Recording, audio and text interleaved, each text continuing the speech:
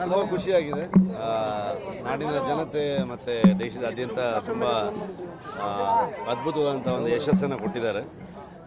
ಯಾವತ್ತೂ ಹೇಳಿದ್ದು ಈ ಸಿನಿಮಾದ ಯಶಸ್ಸು ಮೊದಲು ಸಲ್ಲಬೇಕಾಗಿರೋದು ಕನ್ನಡಿಗರಿಗೆ ಅಂತ.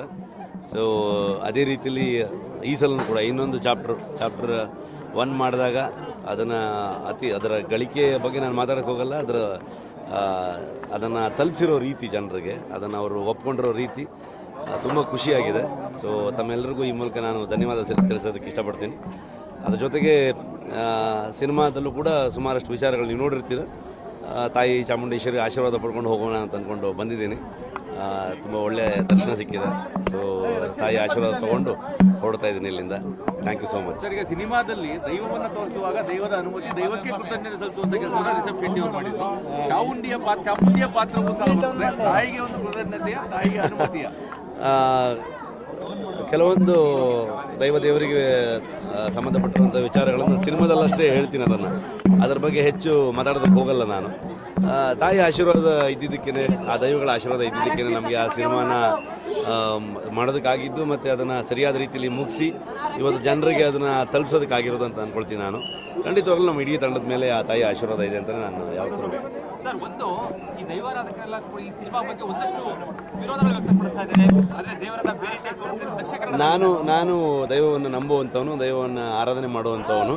ಸೊ ಹಾಗಾಗಿ ಸಿನಿಮಾದಲ್ಲಿ ಯಾವತ್ತೂ ಕೂಡ ದೈವದ ಅನುಮತಿಯನ್ನು ತಗೊಂಡಾಗಲಿ ಅಥವಾ ಸಿನಿಮಾದಲ್ಲಿ ದೈವವನ್ನು ತೋರಿಸೋ ರೀತಿ ಆಗಲಿ ಎಲ್ಲೂ ಅದು ಏನೂ ಹೆಚ್ಚು ಕಮ್ಮಿ ಆಗಬಾರ್ದು, ಅದಕ್ಕೆ ಯಾವ ರೀತಿಯಾದಂಥ ತಪ್ಪುಗಳಾಗಬಾರ್ದು ಅನ್ನುವಂತಹ ಗಮನ ಇಟ್ಟುಕೊಂಡೇ ಸಿನಿಮಾವನ್ನು ಮಾಡಿರುವಂಥದ್ದು. ಎಲ್ಲ ಹಿರಿಯರ ಒಂದು ಮಾರ್ಗದರ್ಶನದಲ್ಲಿ ಸಿನಿಮಾ ಮಾಡಿರುವಂಥದ್ದು. ಪ್ರತಿಯೊಂದು ವಿಚಾರಗಳಿಗೂ ಅವರವ್ರದ್ದೇ ಆದಂತಹ ಪರ್ಸ್ಪೆಕ್ಟಿವ್ಗಳಿರುತ್ತೆ. ಹಾಗಾಗಿ ಎಲ್ಲರಿಗೂ ಅವ್ರಿಗೆ ಹೇಳುವಂಥ ಹಕ್ಕಿರುತ್ತೆ. ಅವರವರು ಹೇಳುವಂಥದ್ದು ಹೇಳ್ತಾರೆ. ನನಗೂ ಮತ್ತು ದೈವಕ್ಕೂ ಏನು ವಿಚಾರ ಇರುತ್ತೆ, ನಾನು ಯಾವ ರೀತಿಯಲ್ಲಿ ನಂಬ್ತೀನಿ, ಅದನ್ನು ಸಿನಿಮಾದಲ್ಲಿ ಯಾವ ರೀತಿಯಲ್ಲಿ ತರಬೇಕು ಅಂದ್ಕೊಂಡೆ ಅದನ್ನು. ಸೊ ಆ ರೀತಿಯಲ್ಲಿ ತಂದಿದ್ದೀವಿ ಅದನ್ನು. ನಾನು ಹೊಸಬ ಅಲ್ಲ, ಇದು ಹಿಂದಿನ ಕೂಡ ತಂದಿದ್ದರು, ಮುಂದಿನ ಕೂಡ ತರೋರು ಇರ್ತಾರೆ.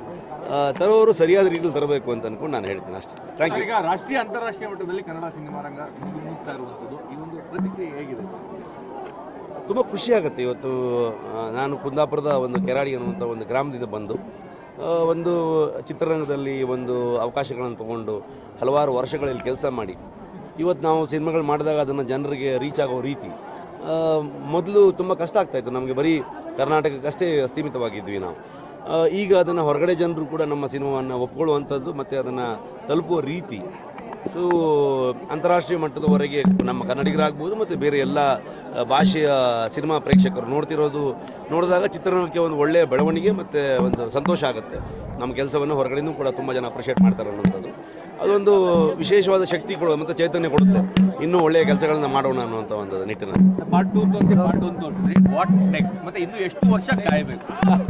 ಅದ್ರ ಬಗ್ಗೆ ನಾನು ಈಗೇನು ಹೇಳಲ್ಲ. ಸೊ ಮುಂದಿನ ಚಿತ್ರ ಜೈ ಹನುಮಾನ್ ಮಾಡ್ತಾ ಇದ್ದೀನಿ.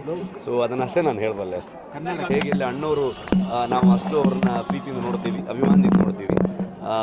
ಸೊ ಹಿಂದಿ ಚಿತ್ರರಂಗ ಅಂದ ತಕ್ಷಣ ಅಲ್ಲಿ ಅಮಿತಾಬ್ ಬಚ್ಚನ್ ಅವ್ರನ್ನು ಕೂಡ ಅದೇ ರೀತಿಯಲ್ಲಿ ನೋಡುವಂಥದ್ದು. ಮತ್ತು ನಮಗೆ ಏನಂತಂದರೆ ಅಣ್ಣವರು ಮತ್ತು ಅವರು ತುಂಬ ಒಳ್ಳೆಯ ಸ್ನೇಹಿತರಾಗಿದ್ದರು. ಹಾಗಾಗಿ ಅದರ ಅನುಭವನೂ ಕೂಡ ಅವರು ಹಂಚ್ಕೊಂಡಿದ್ರು. ಅಣ್ಣವರ ವಿಶೇಷ ಅವರ ಒಂದು ವ್ಯಕ್ತಿತ್ವದ ಬಗ್ಗೆ ಕೂಡ ತುಂಬ ಹೆಮ್ಮೆಯಿಂದ ಅವರು ಹಂಚ್ಕೊಂಡಿರುವಂಥದ್ದು.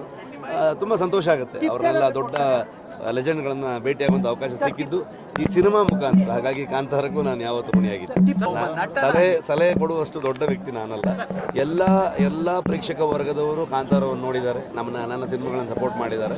ನಾನು ಎಲ್ಲ ಕಲಾವಿದರ ಅಭಿಮಾನಿಯಾಗಿ ಬಂದವನು. ಸೊ ನಮ್ಮ ಎಷ್ಟೋ ಸೀನಿಯರ್ಸ್ಗಳಿರ್ತಾರೆ, ಅವರನ್ನು ನೋಡಿಕೊಂಡು ನಮಗೂ ಒಂದು ಅವಕಾಶ ಸಿಗುತ್ತಾ ಅನ್ನುವಂಥ ಪ್ರಯತ್ನದಲ್ಲಿ ಬಂದಿರೋದು. ಇವತ್ತಿಗೂ ನಾನು ಅವರೆಲ್ಲ ನಟರನ್ನು ನಾನು ಅಭಿಮಾನಿಯಾಗಿ ನೋಡ್ತೀನಿ ಅವ್ರನ್ನ. ಸೊ ಹಾಗಾಗಿ ಎಲ್ಲರೂ ಕನ್ನಡ ಚಿತ್ರರಂಗವನ್ನು ಬೆಳೆಯುವ ನಿಟ್ಟಲ್ಲಿ ಎಲ್ಲ ಪ್ರೇಕ್ಷಕರ ವರ್ಗದವರು ಸಿನಿಮಾ ನೋಡಲಿ ಅಂತ ನಾನು ಕೇಳ್ಕೊಳ್ತೀನಿ.